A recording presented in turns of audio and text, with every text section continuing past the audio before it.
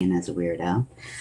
Today I want to talk about something serious. I know I occasionally sprinkle, sorry, the chair is so squeaky.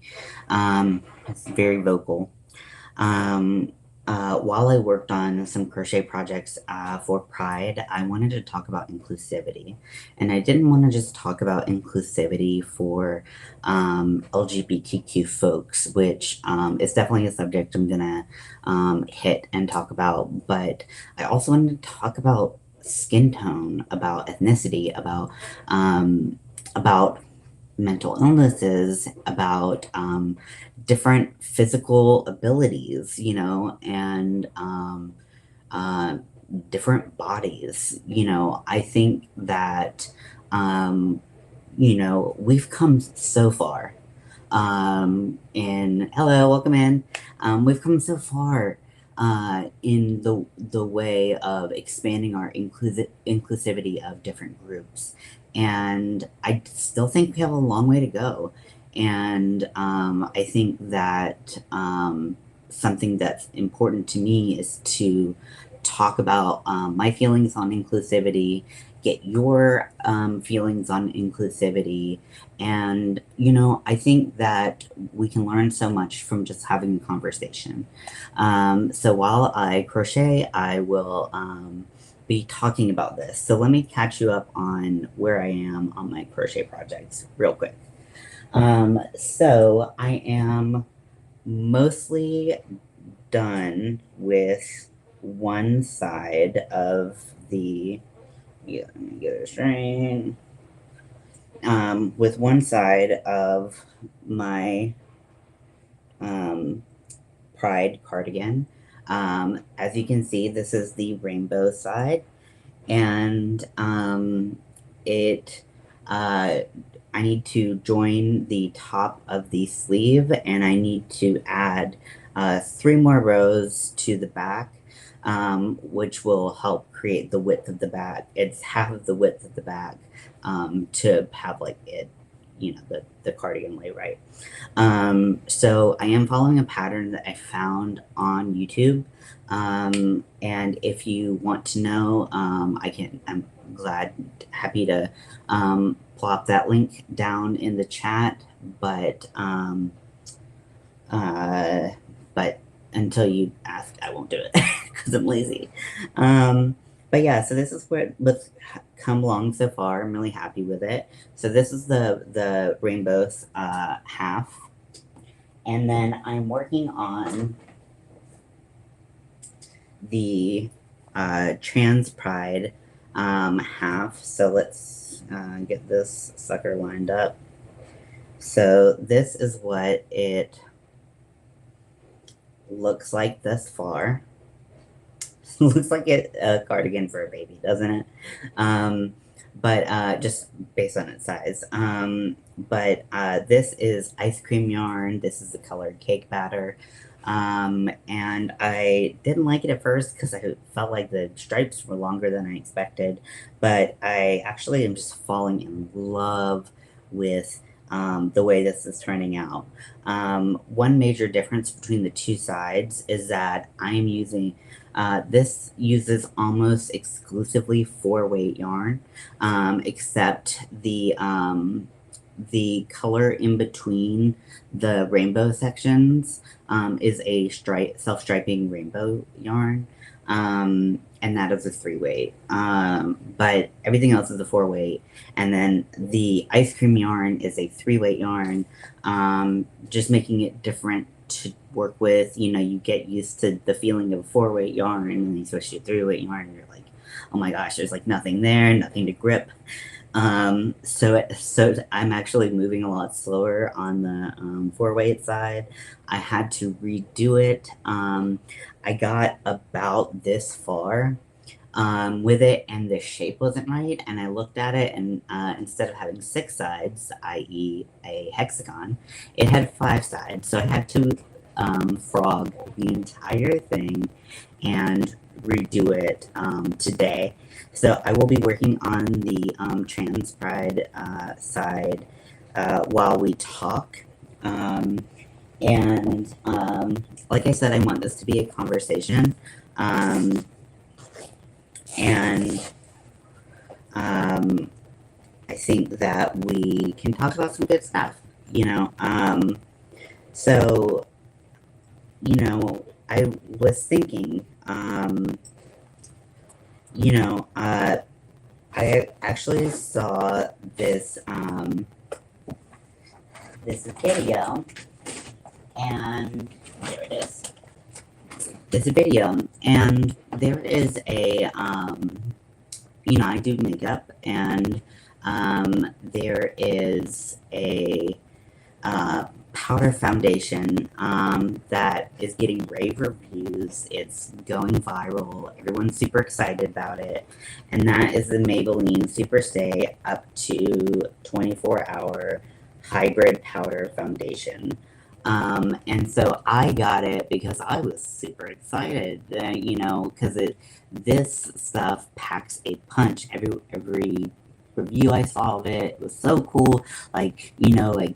People are showing how much coverage it has, and I was like so excited. I was like, this is crazy. Like, I'm super into this, so I had to try it myself. And then last night I was, scrolling through like the Facebook videos or whatever, and I saw someone who is a fairly dark complexion, and they swiped the darkest color of this on their skin, and it looked horrible. It was shameful how wrong that color was, because the color range for this foundation doesn't go dark enough. Why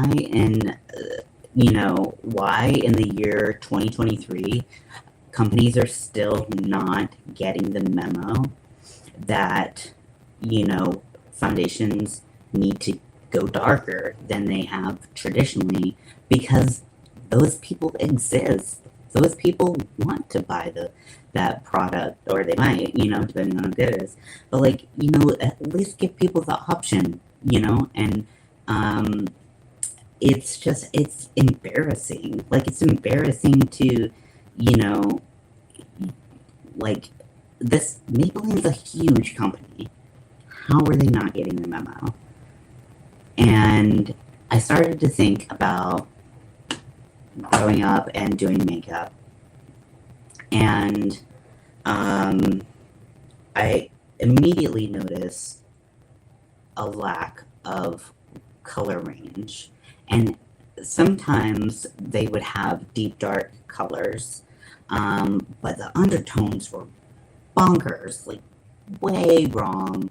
And so it's not just like it was very tokenistic. Like, look, we threw you a bone. Like, we made something dark enough. It's like, well, it's dark enough, but it looks like shit because it is the wrong undertone for my flesh, And so, and definitely not to make this about me, but for the longest time, I couldn't even find foundations that were light enough for me. So it's like, in the both ends of the spectrum, and definitely more in the deep dark and the dark,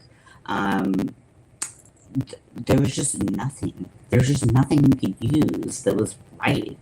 And, I'm fortunate enough to be in the appropriate color range now to have this work for me.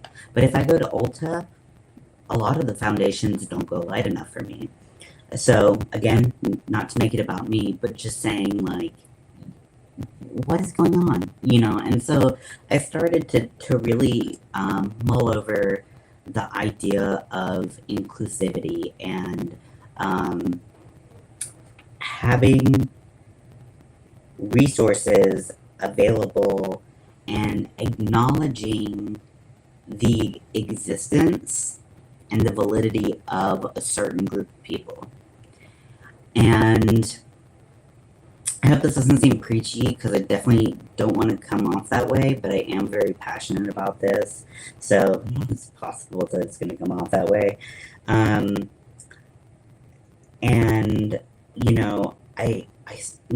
I've been having a lot of conversations with my wife about different ways that different groups have been discriminated against or treated differently or just forgotten. Um, and it's really heartbreaking to know, for me, sometimes when I think about it on a national level, it's a little embarrassing that that's part of the history that um, that I'm part of that history, or, a direct descendant of someone who experienced, um, or, who lived in a time where things were even worse. And um, I I really get into a spot where I really struggled to understand why. And that's where there's a big disconnect for me, because when you try to approach a situation like discrimination logically, there's just no way to even like pretend to justify these things. And you're like, and I just think, like, what were these? Hello, welcome in. So you can't justify this discrimination. So why does it exist? Like like for me, I'm definitely a very emotional person. Um, but I'm also like, have this like really loud logical brain sometimes, and I can't logic my way around this. So while you may say, so what? So people with dark skin can't use this powder foundation. Big deal. Why are you so upset? They can use another one. The thing is, there aren't that many. They don't have the same choice. They don't. It's like, here is the medium white skin tone buffet of options, and then here's like the table scraps. Like, it's not right. And people definitely have been very vocal about it, about like, especially like about things that might seem as trivial as makeup, but makeup is not trivial because it makes people feel good, and people feeling good shouldn't be exclusive to a certain group of people. It should be available to everybody, right? And so I just think, like, I can't mentally justify why people are discriminated against and treated poorly. Um, and maybe that's a good thing. I don't know. Maybe it's good that I can't empathize with people who treat other people like shit for no reason.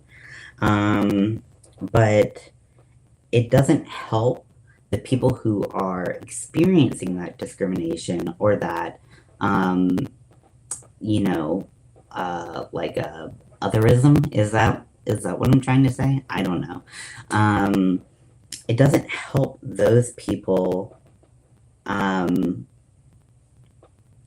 at all for me to be like, well, I can't logically explain it, so sorry. That's not enough. Um, so I think the first step is communicating that you're not okay with the current system and how things are, expressing things. And now there's so many ways, with the internet, um, we're able to reach people with our voices, um, and our actions that we were never able to reach before. And so it's amazing to have people who are, on the front line and communicating the importance of inclusivity and the importance of, um, equal rights, and, you know, it's, I mean, these people, and I stand on their shoulders. I can't deny the impact that other people have had on any movement towards getting a group, that is, othered, uh, you know, um, I can't deny that those people exist and have done amazing work, and, have moved the needle, even if it's just a littlest bit, towards full total acceptance into our society and integrating, different cultures, different religions, different, skin tones, different, like everything. If people are queer, bringing them in. All of these things. Like, everyone should be able to have a seat at the table, and everyone's voice should be equally as loud. Which sounds like a really bad family dinner, frankly, now that I say it. Um, but, no voice should be more important than another. And, right now we're sitting in Pride Month, and, there are so many things I could say, and I get a little tongue-tied when I think about, like, okay, where do we start? It feels like you kind of like put out one fire, and then there's like 8 more pop up, and it gets a little overwhelming. Because, like, all these people are just trying to live their lives, not hurt anybody, just try to live their lives. And, uh, you know, so it's like, okay, well, we can talk about drag queens and drag queen story hour, um, and their exposure to children. We could talk about, don't say gay, and, banned books, and we could talk about all of these things, and it just seems like, oh my gosh, things just keep popping up. And when will we realize that, um, there is beauty, and there's beauty in our differences? Our differences don't separate us and make us weak. Our differences bring us together and make us strong. And that sounded so cheesy. Oh my lord. Sorry. Um, but I have trouble sometimes, with just the intense emotions that I have towards the subject, because I really, I want to see, I want to see, like I said, everyone having a seat at the table. That's important. And, I wanted to talk about, mental differences. And, as many of you know, I'm mentally ill. I'm currently trying to get disability for my, illnesses. And even, neurodivergency there's otherism. Because instead of taking the time to learn how, some people are like, we don't want these types of people in our group, our even our as so far as to say like our society. And man, I kind of like lost my train of thought. I'm really sorry. I'm trying to crochet. And I'm just like losing my thought. But I mean, that is like, oh, I was talking about neurodivergence. Like, literally, just happened.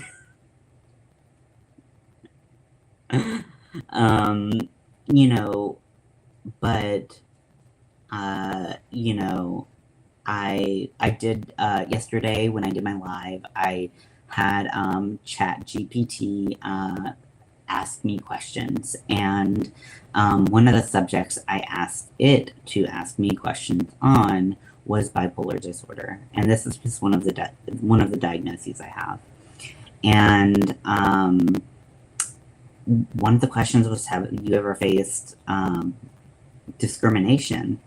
And I think, based on your mental illness, and I think that when, for me, it's hard to pinpoint, I always like to give people the benefit of the doubt, right? And I'm sure a lot of people who are in a group that is a minority, whether it be based on sexuality, based on ethnicity, nationality, anything. What was I saying? Blah, blah, blah, blah, blah, blah, blah, blah. Man, my brain is like, my brain's just like, make granny squares. Make granny squares. So sorry. But, I'm sorry, this is, sorry. Oh yeah, I like to give people the benefit of the doubt. So when someone doesn't like me, just for example, one time I went to an anime convention, and with a bunch of friends and a couple people I considered acquaintances, really, but they were like friends of friends. And one person, I remember this distinctly, and I was probably 19, 20, something like that at the time. And this person said to me, when I first met you, I thought you were so self-centered and egotistical and mean. And it turns out when this person met me, I was in a manic episode. And, instead of giving me the benefit of the doubt, saying, okay, maybe this person's just going through a hard time right now, or going through some weird, brain stuff, instead of doing that, they just assumed that was my personality and stuff like that. So, if we find out these things about people, we should factor it into not how we treat them. Well, unless you're treating them bad, then you should treat them better. So I guess maybe, yeah. Sorry, I'm saying so much. I'm really struggling to like get my brain to cooperate right now. It's like as soon as I talked about neurodivergency, it just shut down. I was like, nah. So, but I like to, like I was saying or trying to say earlier, I like to give people the benefit of the doubt. So I'm like, well, I can be a lot to handle, or I can be like this, or, um, you know, I, with medical professionals, I've gotten dumped by, like, literally just like they don't want to be my provider anymore. Like, I'm always like, oh, there's a reason, and really it's just like they didn't want to tolerate my mental illness anymore. And uh and I think that, or other examples, like people find out that I have XYZ diagnosis, and they treat me different because of it. They walk on eggshells, because they think that because they think I'm just gonna blow up at them, and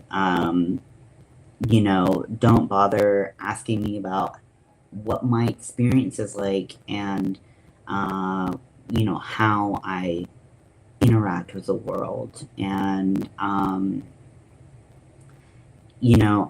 think that, or just, when, certain celebrities, you find out they have bipolar disorder or some other mental disorder, and you're like, they're just crazy. That's not bringing them to the table. That's saying, you sit at the kiddie table, and we'll, decide when we want to deal with you, when we don't want to deal with you. That's not being inclusive, and that's not bringing people together. It's pushing people apart. And I think that um, you know mental illness, especially, um, or how people were raised, or trauma that people have experienced. It doesn't always, it doesn't justify our behaviors, but it can provide an important backdrop to behaviors. And so it's important to give people the chance to show you who they really are, um, instead of assuming that, because maybe you met them at a rough stage, um, they they are a certain way. And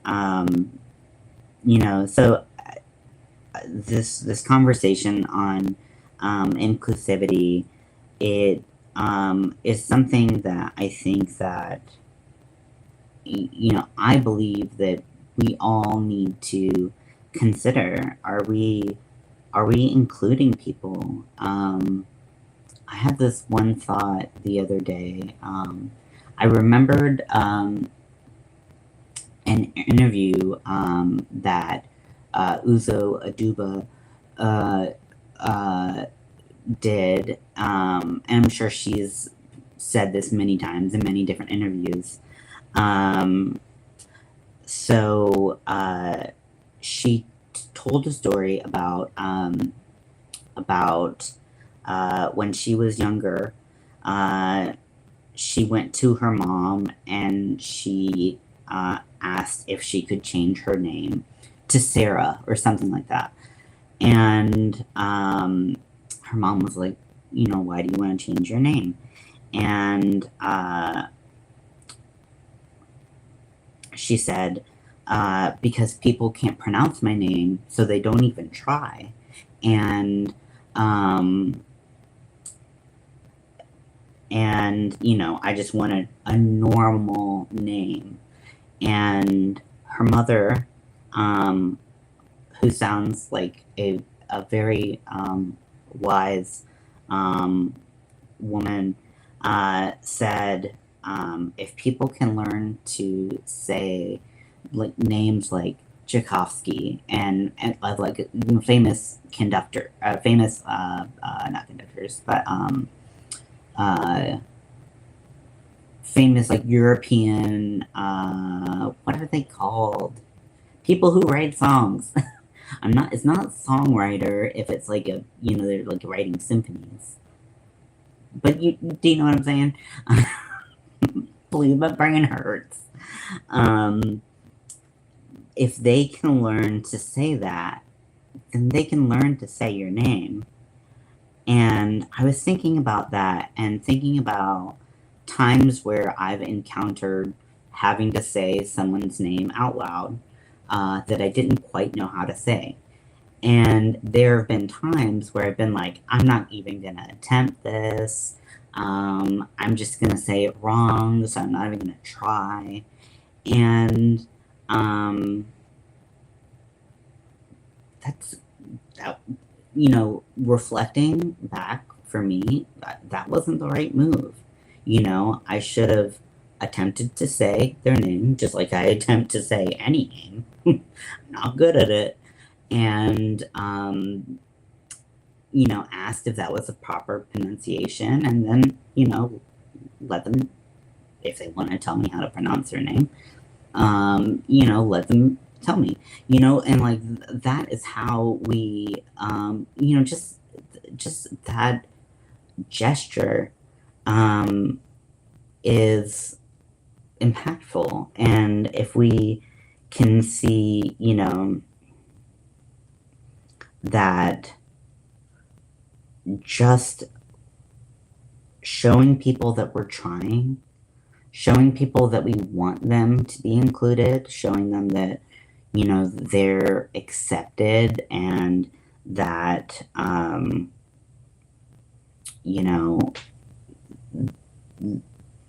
I keep on using the the phrase "they deserve a seat at the table," but like, if we can do that, then then we show them that there is more acceptance than if we didn't. Does that make sense? So, I think, I constantly,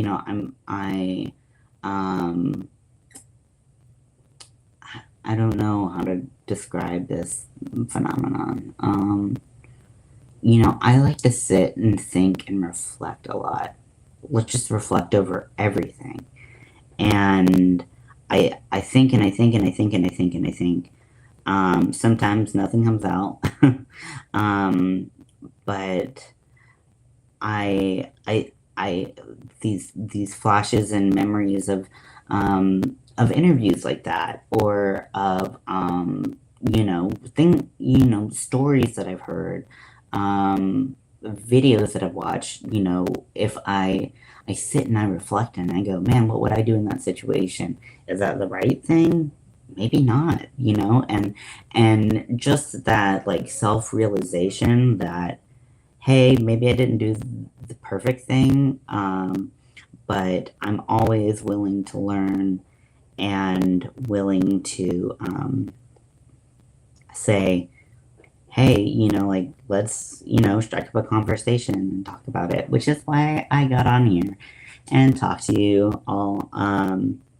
Hey, Daniel. Thank you for joining. Yeah, I'm just talking about inclusivity all across the board. And just like, if you don't, if for whatever reason you decide to put people aside in a group and you're like, I kind of don't want to deal with you, or even worse, if you discriminate against that group, that's not where I think we should head as a society.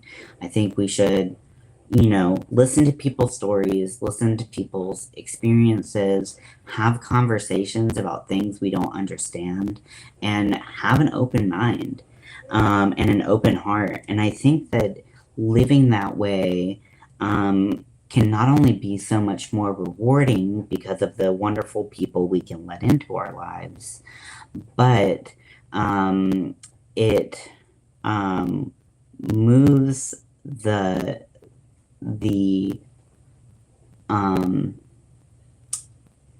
how do I want to say this? I'm so bad with words.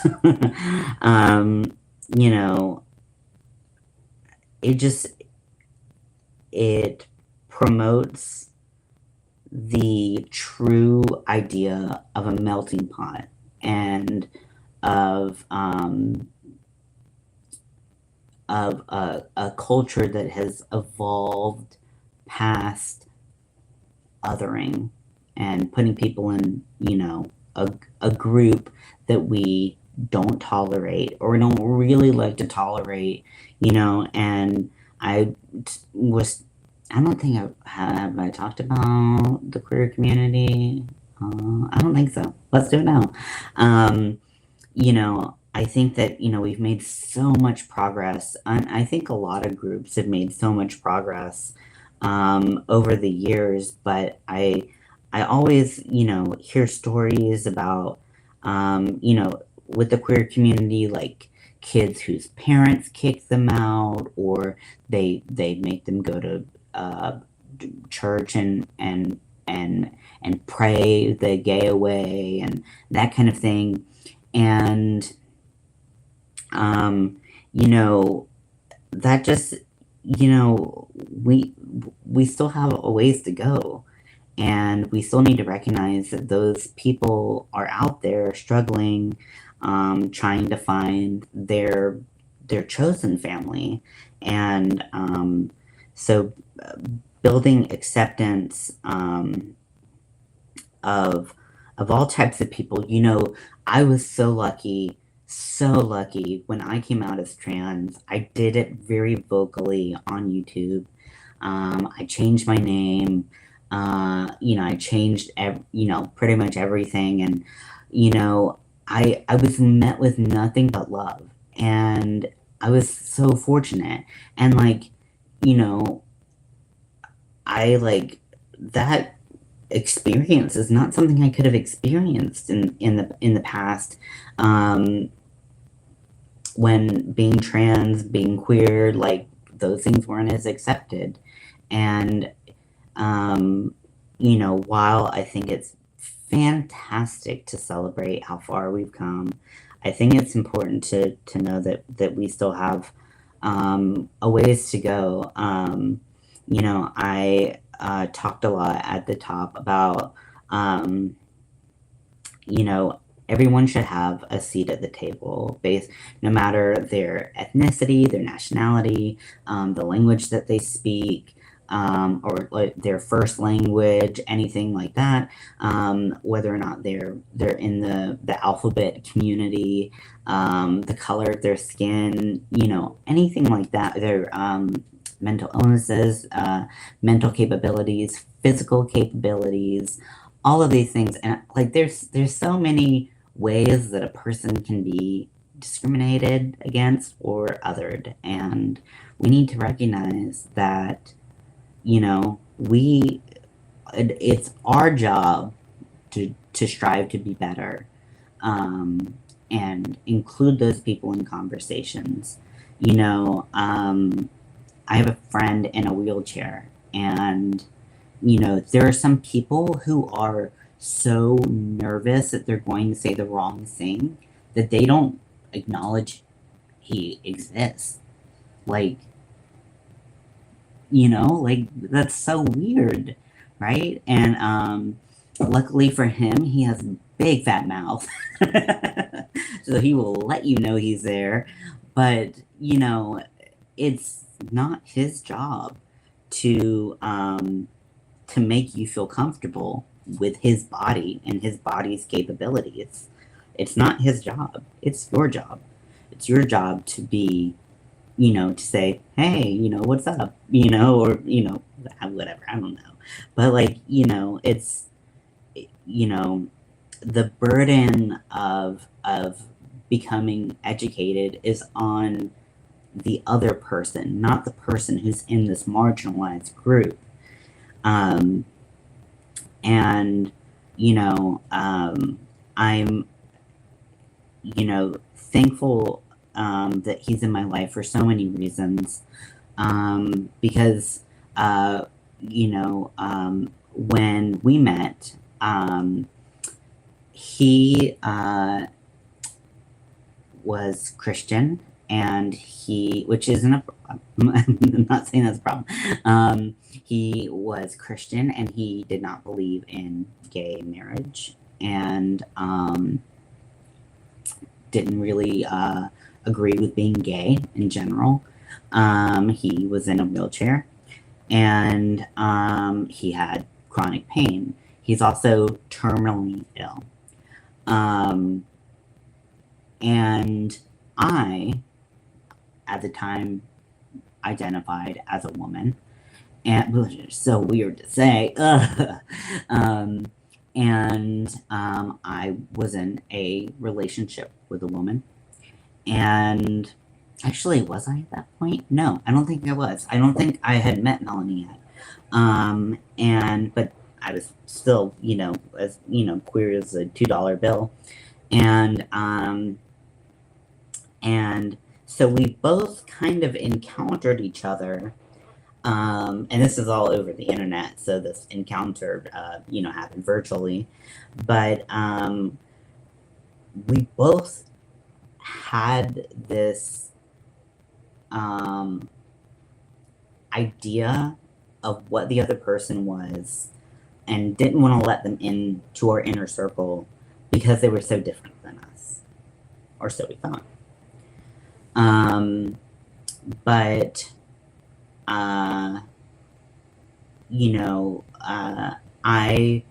I learned a lot about how to talk to people who are not only in chronic pain, but also have a terminal illness. Because some people, if they meet someone and they have a terminal illness, they're like, I'm not going to invest my time in this person who's going to die soon. That's fucked up. Or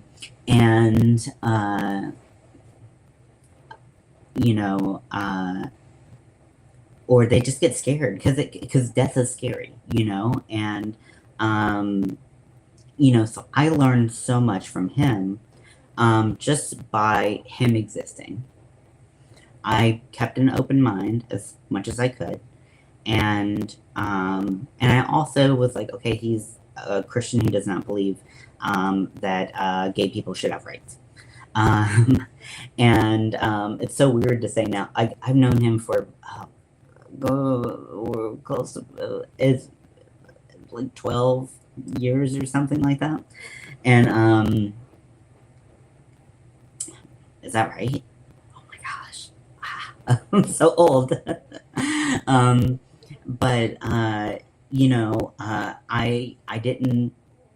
didn't push him away, and I just let whatever was going to happen, and I just kept an open mind and an open heart. And I even told him, I'm not going to try to convince you that I should have rights, because if you don't, I don't think there's anything I can say to make you believe that. And frankly, I don't want to waste my time. So, you believe I want to have rights? Cool. If you don't, none of my business. Just don't verbally come for me. Because if you verbally come for me, then we're gonna have a different conversation. So I learned a lot from him, and he was sitting over there, and he watched me just exist. I think that some people who are afraid of, the LGBTQ plus community, they're afraid that they're going to be, in their face. You have to believe this. You have to do this. You have to do this. Blah, blah, blah. And I wasn't like that. And, which, first of all, if that's how you are, that's totally fine. You're allowed to be that way. Be however you want. Be yourself. Do that. That's not wrong. It's not wrong to be vocal about wanting to have rights. And I was vocal in my life. I just, I didn't care how he felt about it. It wasn't my business. Um, RuPaul has a phrase, unless they're paying your bills, pay those bitches no mind. And that's exactly how I've been living my life. um, and but he, uh, saw me and saw that I was just a person. I wasn't, I'm just a person. We're all just people, and, uh, and he changed. And it was, um, it was cool for me, right? Like, it was cool for me to be like, okay, there's this person who's willing to grow and learn something that they didn't know. And for him, these are his words, it was life altering to see a queer person just exist. And he had to have an open mind and an open heart to, allow, just learn to accept that some people are gay, or, some people are queer, and so we both had this tremendous growth, and it brought us together in such a beautiful way. Um, Most of you know that I have a pretty huge Star Trek tattoo on my calf, and that tattoo is for him. He went with me. We are both huge Trekkies, and we both love Wrath of Khan. And this is a beautiful moment captured on my leg of, when someone is experiencing the death of their best friend, and let me read it. So, I haven't seen Rathacon in a while. But the friend who's dying says, "I have been and always shall be your friend." And and the cool thing, that's Star Trek the movie 2. It's the second movie, and in the third movie, Search for Spock, and they get reunited. He comes back from the dead. I'm sorry for the spoilers. Just a couple years, ago. And they get reunited, and their friendship is the constant that that brings them back together.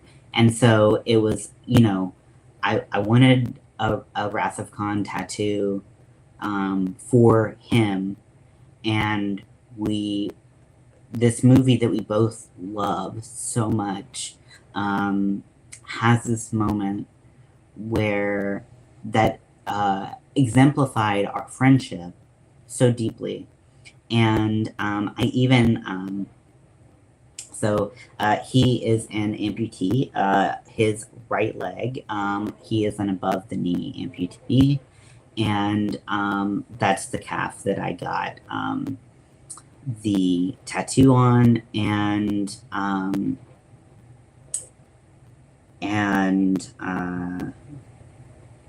I even had the artist, and this was really, really difficult. And I don't know if lightning would ever strike twice on this idea, but I wanted us to get tattoos together.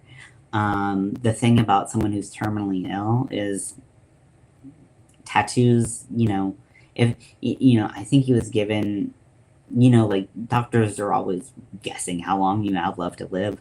And, he didn't have that long. So it just, it doesn't make sense for him to get a real tattoo. But I wanted us to have another layer of our bond. So I had the tattoo artist do a sketch of the tattoo and send it to me so that I could print it out on temporary tattoo paper. And then she actually put it on his arm. So we both got tattoos that day. I know that was a big tangent on our friendship, but it really exemplifies what, to me, what people are capable of as far as acceptance and inclusivity goes, if they're just open and willing to change. If we stayed the same, you know, and don't grow, that's where prejudice breeds, because all those feelings, maybe like one day, like a person who looked like X slaps you across the face, and you're like, anyone who looks like X, I'm not gonna like, I'm not gonna be cool with them, I'm actually gonna actively hate them. It's like, you can't generalize, and generalizations in those aspects, it's impossible. I've read things that say that it's impossible for us to not make some generalizations about people. It's a adaptation from survivalism, and while we may have groups, okay, these people are black, like, I see that these people are black, or whatever. I don't know. I really have no idea what I'm saying right now, but just because I have grouped them doesn't mean that I need to treat them any differently than these people, or these people, or these people, or these people. It's, you can't overgeneralize based on one or experience or two, or whatever. You just can't generalize, because that doesn't serve anyone. Now, I've talked a lot about my experiences. I am in a lot of groups that are often othered. But shit, where is I going with that?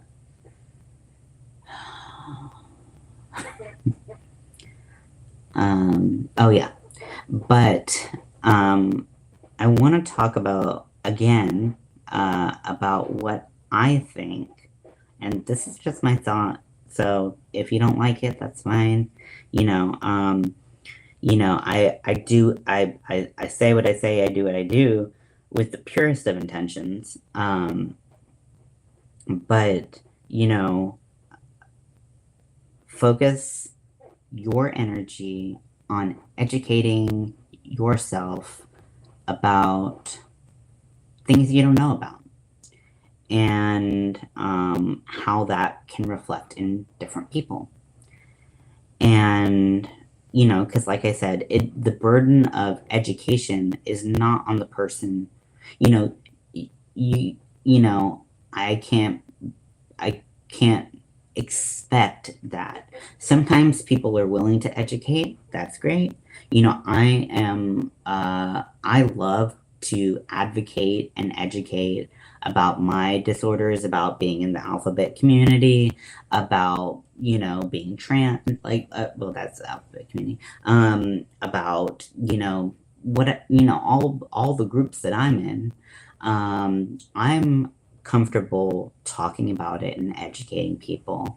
But even if I wasn't, that wouldn't be a problem. It is on everyone to learn about about other people, and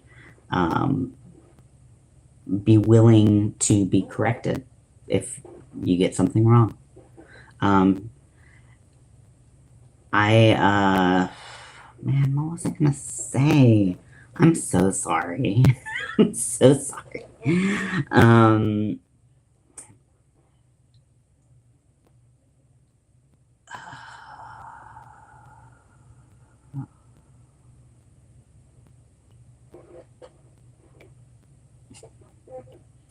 this blows. um, it will come back to me eventually, probably when the stream is over. Um, but fucking fuck. What the fuck was I gonna say? Um,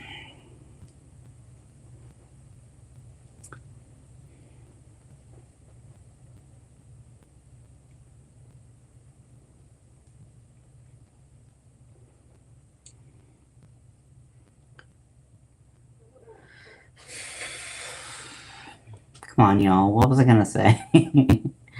I felt like I was on a good roll. I had like good momentum and steam. Welcome in, welcome in. And then I just kind of lost it. But but yeah, I just well.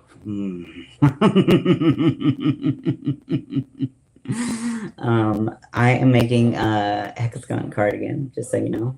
These trans pride colors, and I am half of it's going to be in rainbow, and the other half will be in trans pride colors. Now,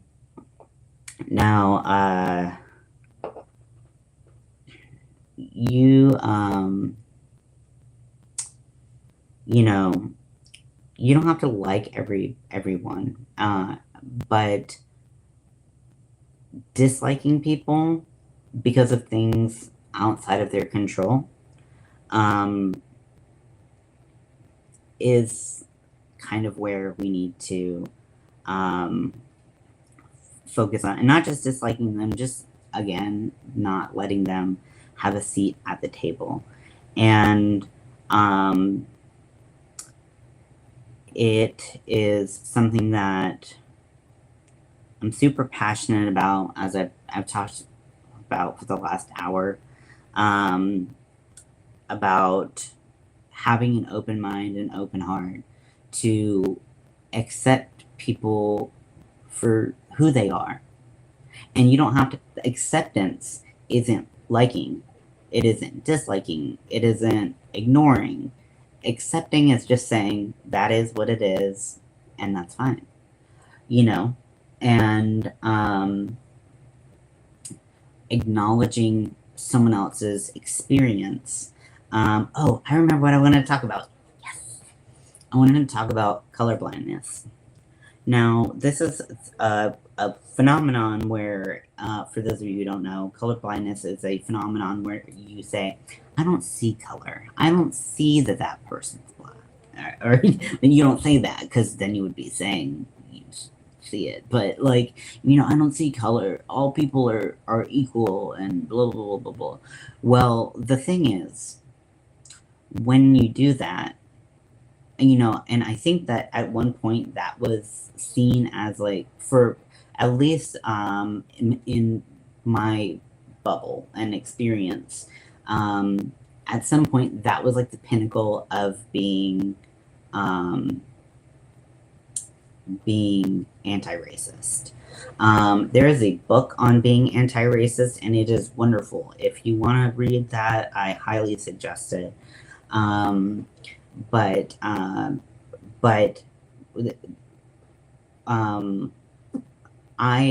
grew up in a place where colorblindness was the pinnacle of acceptance. And as I grew up, and as I talked to people, as I asked people, as people told me about their experience, I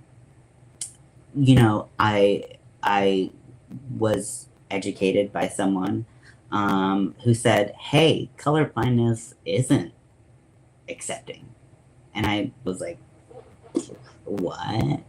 And again, it's because it ignores the experience of those people that have been othered and discriminated against, and like, you know, there's institutional racism against, you know, it's like, you're just gonna ignore that and be like, well, I don't see color, like, you know, that's not the, you know, that's what I had to learn. And I was so happy to learn that, because I want to know people's experiences, because it makes me a more, um, it makes me a better friend. It makes me, you know, it makes me think. Like I said, I love to sit and think about conversations I've had and interviews I've watched and videos I've watched. I love to sit there, and I love to pull them apart and put them back together and figure out how I can be a better person, you know, and realizing that I still have so much room to grow. And being willing, being open to saying, I can, I can learn more and I can be better. Just saying that as a mantra is so big. It's so big. You should never, I think, you know, I'll say, like, I think a lot, because you know, what I say isn't the gospel truth. It's just my opinion. But I think, you know, the pinnacle of, of what we can be as humans is being open, honest communicators, who are, you know, willing to discuss tough issues, willing to hear other people, willing to empathize with other people, and willing to accept when we're wrong, or when we didn't know any better, and not beating ourselves up. Sometimes you just didn't know any better, and that's okay. But we can always grow. And if you have the opportunity to grow, it's so monumental, it's so life-changing, it's so important. So I know I have been standing on this soapbox, I've been sitting on it really, for an hour now, and like I said, at the beginning, I did not want this to come across as preachy or judgy or angry at anyone. I'm not pointing any fingers of like, you're bad at being inclusive and stuff like that. That's not what I intend for this at all. My intention is to say, hey, this is something that I think about, and maybe you think about it, maybe you don't. And we can always have a conversation, to be better, and better ourselves. Like, if someone chatted something and said, hey, you said this wrong, or this is fucked up, what you said, and, you know, I'd reflect on that and be like, okay, you know, how can I be better? Willingness to grow is so important. And I feel like I'm really, like, I feel like I'm doing a TED talk right now. But I'm no expert, and I'm not perfect. And if you thought that, I really don't think you've seen anything I've ever done. I make mistakes constantly. I am constantly reflecting on my day, reflecting on my week, and going, man, I could have done that better. But I have learned, and I still stumble sometimes. It's easy to beat yourself up when you've made a mistake. So easy. But the word of the day, I can't edit and on live, but the word of the day is acceptance. Accept that people are different than you. Accept that people have had different experiences than you. Accept that you might be wrong sometimes. Actually, scratch that. You will be wrong sometimes. And doesn't mean you have to, like I said, acceptance doesn't mean you have to like something. It doesn't mean you have to dislike anything. It just means you acknowledge it is what it is. And that's all I can give you, you know. Sorry to dad out on you. Like I said at the beginning, this all started in my brain. This is how my brain works. Um, this all started because I saw a lot of videos on this amazing viral powder foundation by Maybelline. The Super Stay Up to 24 Hours Hybrid Powder Foundation. This is my color. And I was seeing nothing but good things. Maybelline was killing it. And then I saw this one video, and they were of darker complexion, and they got the darkest shade of this powder foundation. And it was embarrassingly bad, because not only was it not dark enough, but the undertones were wrong. And like I said, you might say, hey, they can just go buy some other powder foundation. Well, everyone should have the same. Like I said earlier, if this is a buffet of things that I'm allowed to try and buy and, you know, spend my money on, that make me feel good, why can't someone of a darker complexion have the same buffet? Why not? And so I really got to thinking, you know, because and like I said, like, makeup is a whole, you know, there's a huge long history of darker skin, darker complexions not being able to have the same access to the variety of products that people with lighter skin are. And it's like, we should be doing better. Maybelline should have been doing better. And so that's how this whole thing started. But as we've talked about in this hour, you know, inclusivity goes beyond makeup, you know, but it doesn't mean that makeup isn't important. It doesn't mean that someone of darker complexion not having access to this makeup isn't important. That's not what it's about. It's about everyone should have the same buffet. I don't know why I picked buffet. Maybe it's because I'm hungry. I don't know. But, you know, so sorry to get real preachy on you, but I'm also not sorry, because I am super passionate about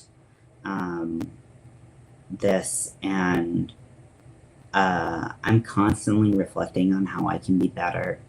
And maybe you're like me. Maybe you think like me, and these are the kinds of things that pop in your head. Maybe you don't. And I just have to say one more thing. Maybe I'll say more. I don't know. It depends if I forget that I said I'd only say one more thing or not. But being open-minded to people's differences has been the most rewarding part of my life. I am constantly learning to be better at it, and that's just as rewarding. It keeps on getting better, you know?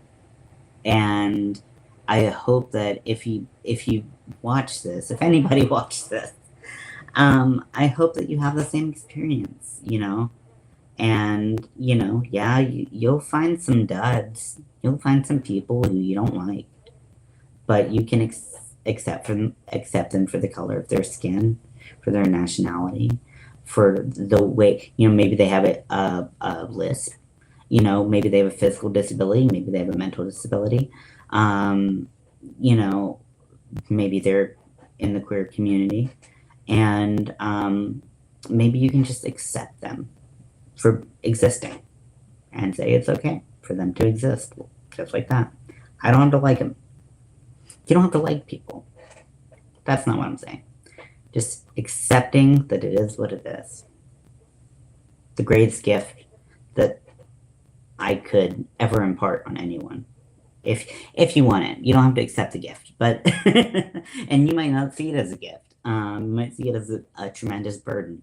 But I want everyone in my life that I love, that I respect, and I want those people in my life that I don't love or don't respect. I want them to have the same fair shot at being accepted. And I think that is what it is. So, all that being said, thank you so much for watching. Thank you. I would say I hope you enjoyed it, but I do hope you enjoyed it. I love learning, so maybe you love learning too. And it'd be cool if you thought the same way I did, but you don't have to. I accept it. And yeah, so I love you all. I hope you have a great day or night or morning, wherever you are. And yeah, we'll chat soon. But I'll try to step down from the soapbox and just talk about fun things because, that's mostly what I'm here for. But every once in a while, I'm like, I'm gonna give you a little taste of what I got. So, anyways, love you.